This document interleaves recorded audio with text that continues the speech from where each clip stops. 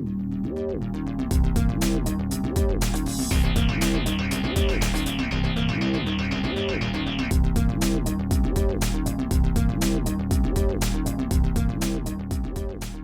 welcome. Today I'm talking to Keir Harrex. I think I got the pronunciation right. And he's a local stalwart in the Moto Guzzi community here in Melbourne, Australia. He's just going to give us a bit of an insight into his experiences owning and interacting with other Moto Guzzi enthusiasts, and give us a bit of the history of the factory that he's also aware of. Over to you. Thank you, Mike. Thanks for having me in today. Nice to meet with you and have a chat. Pity about the rain. I mean, we were actually going to do a bit of a review of one of your motorcycles, but it didn't come to pass because it's pouring out there. Yeah, oh, it'll come. We'll get there. But yeah, look, I've been involved. I'm originally from Tassie, and I've been in the motorcycle scene since I had a motorcycle at school some a few years ago. And so, yeah, my first motorcycle was a Yamaha 70 step through. So that was 15, apart from having off-road bikes when I was younger. And so, yeah, since then, since I had a motorcycle, I always wanted to know what was over there. And so I did an apprenticeship. I come from the workshop, and I've been a motorcycle enthusiast since day dot. And I always, you know, in the old days, I used to enjoy observe trials, and as a struggling mechanic on a mechanic's wages, I couldn't afford to have a ute, a trials bike and a road bike. So I'd often have a road bike and go for a tour, come back, sell that, buy a trials bike, buy a ute, and then just stay home for a while till the itchy thing got going again and bought another road bike.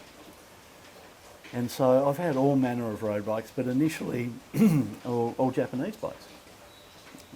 And I started off probably in the 70s with a ride to Perth on a water cooled Suzuki 750, the two-stroke. And it was a really good bike. And I remember travelling up from Hobart to Devonport to get on the boat to come to Melbourne, and it was similar weather to this. And I was looking for a sign and I couldn't find it. And the sign was Perth, this way. I couldn't find that sign as a young guy out of Tassie, first time in the big smoke. But I think I then found a sign that said Adelaide that way, so I thought, oh, that'll do. And this was in the days when there was about 200 or 300 kilometres of dirt on the Nullarbor. And so, yeah, that was enjoyable. And yeah, I sort of definitely got bitten by that gypsy bug. And in Tasmania, if you ever bought a new bike, the thing was to do a lap of Tassie, and by that stage you were due for your first service, and it was just about running. And at the time I was riding a Kawasaki Z1000 that I purchased, and I headed off on a bit of a lap, and a friend of mine had a Le Mans, the very first Le Mans out in 1976. Known as the Mark I. And tall guy, known as Stretch, but he had a fairly familiar helmet and jacket.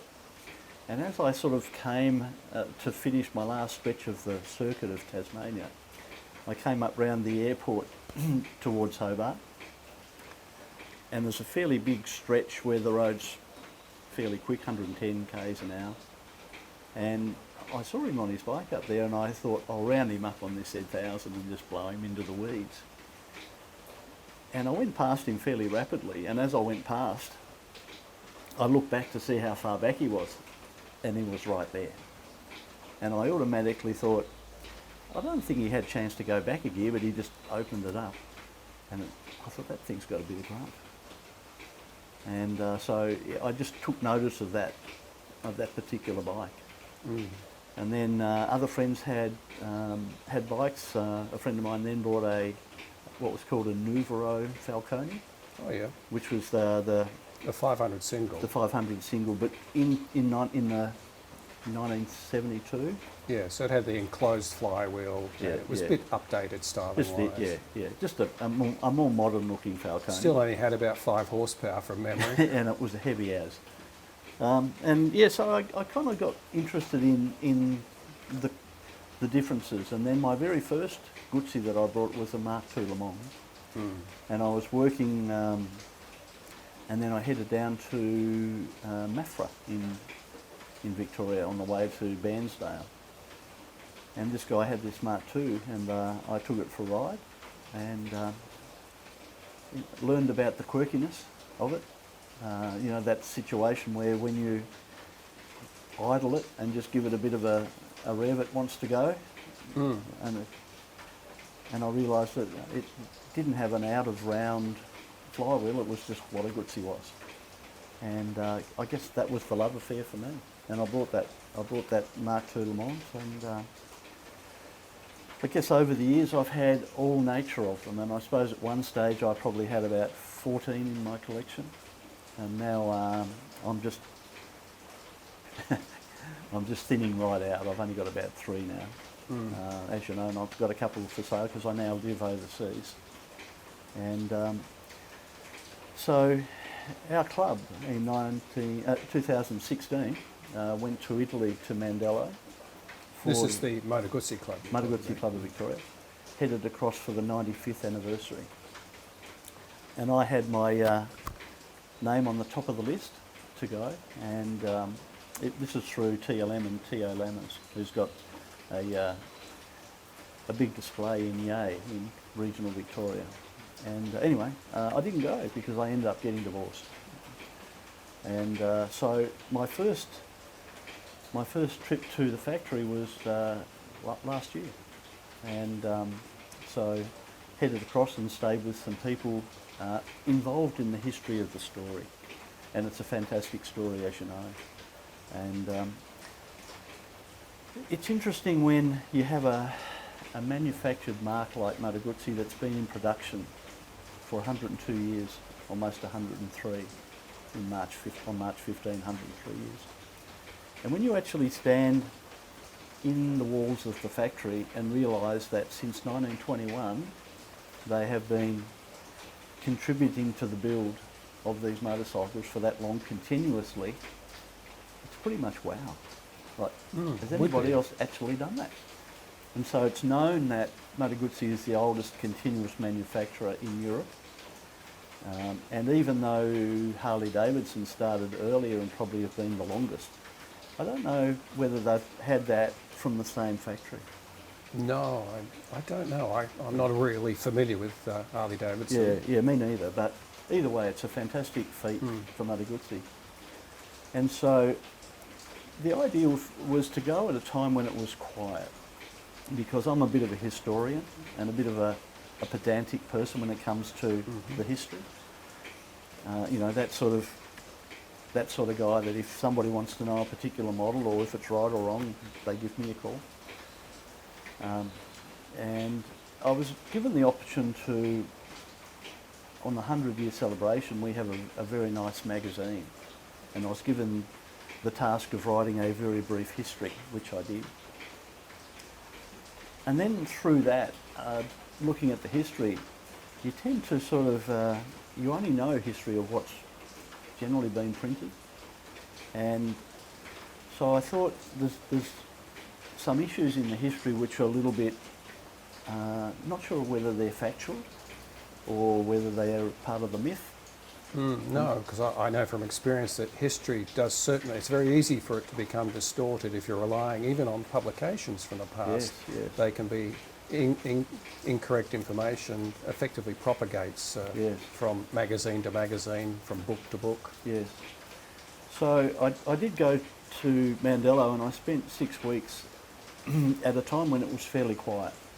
And I met up with a guy, his name's Giovanni Trincavelli, and his father was related to one of the characters in the history, a guy called Giorgio Ripamonti.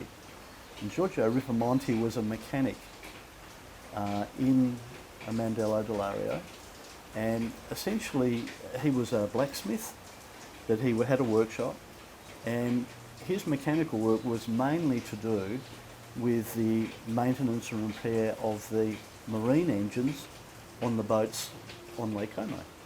that would sort of do a whole lot of trade, doing what they do on the lake, big lake, beautiful part of the world.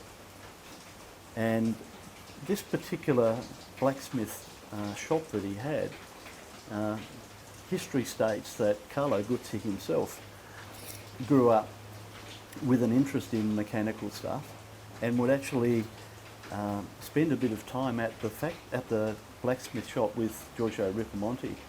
And as he pulled engines down to repair or recondition them, Carlo was a guy who had the ability to look at it and not just think, well, okay, I know what's wrong with it, but at the same time he would be able to say, that's how it should be designed to prevent that failure.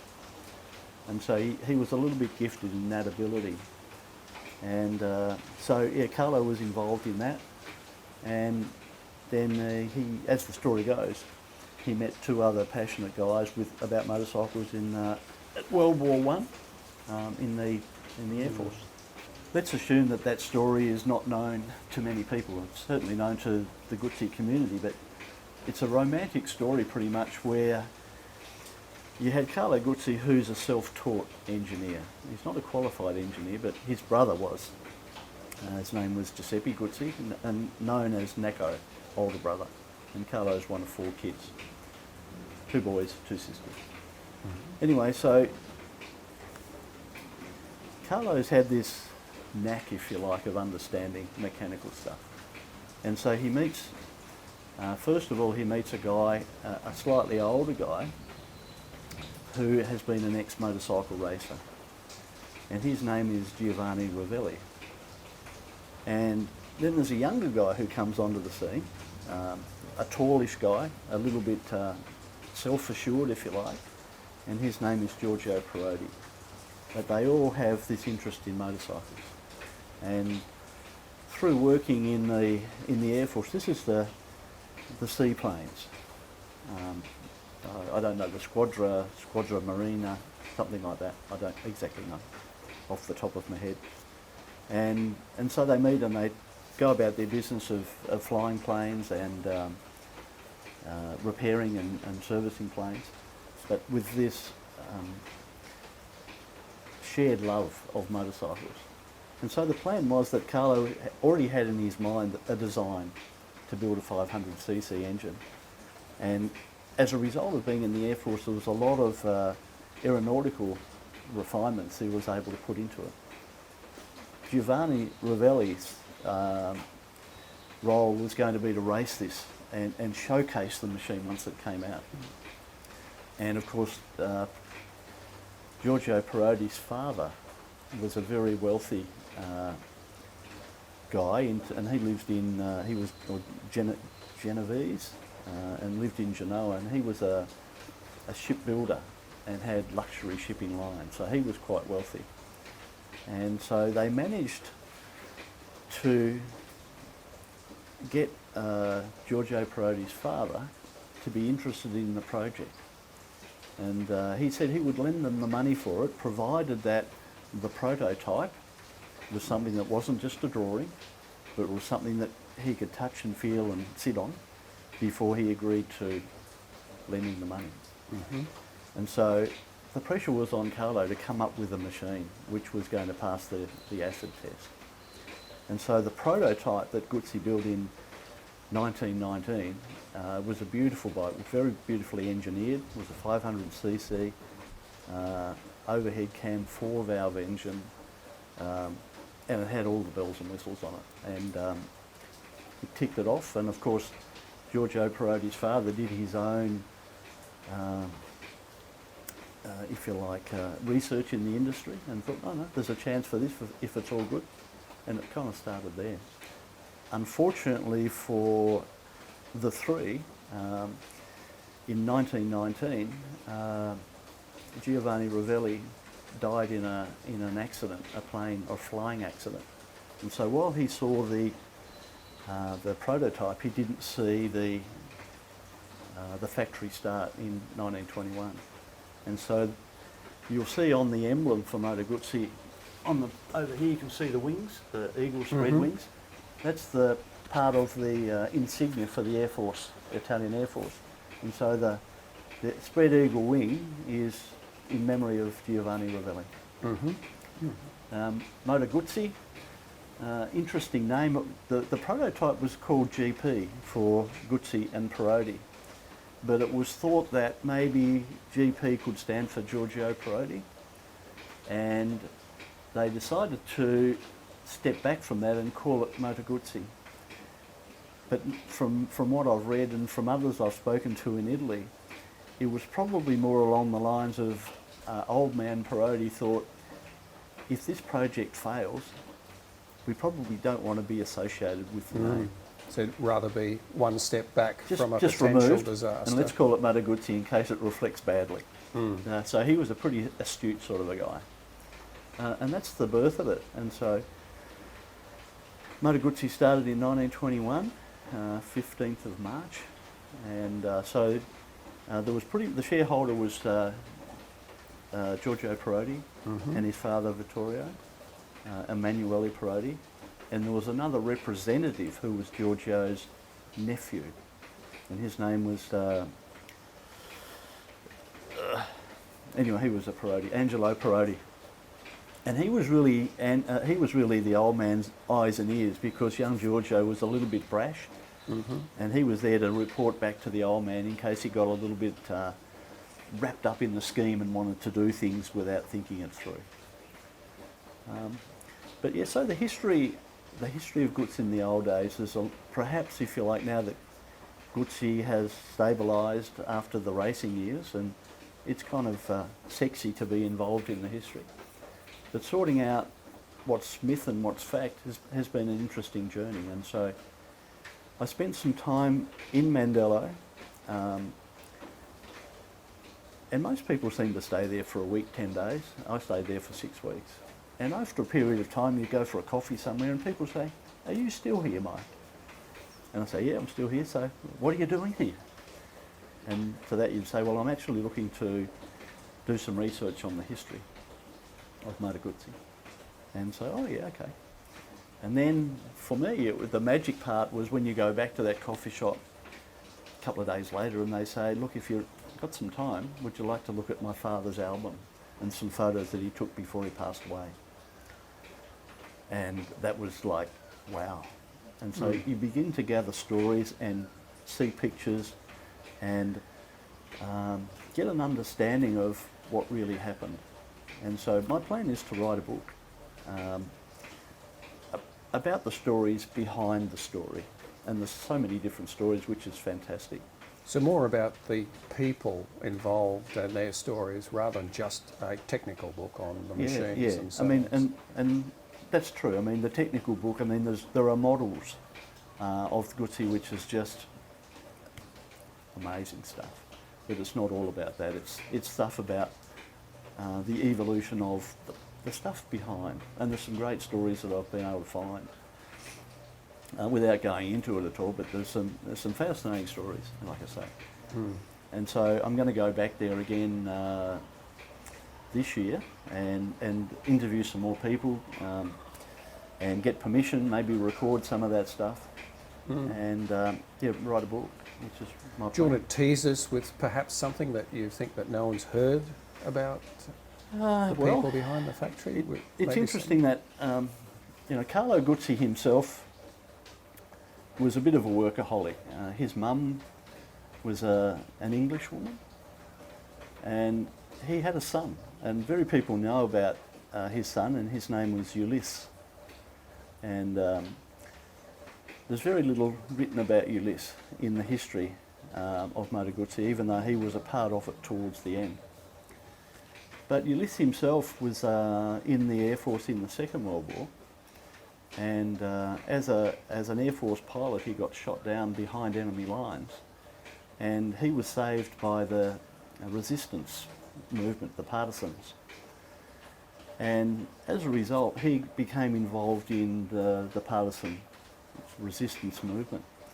And so during World War II, as Carlo and the factory are building beautiful motorcycles for the fascist Italian government through Mussolini, what's called the Auce, the Sport 17 and the Auce were the two main models, of which they were very well suited. for the requirement.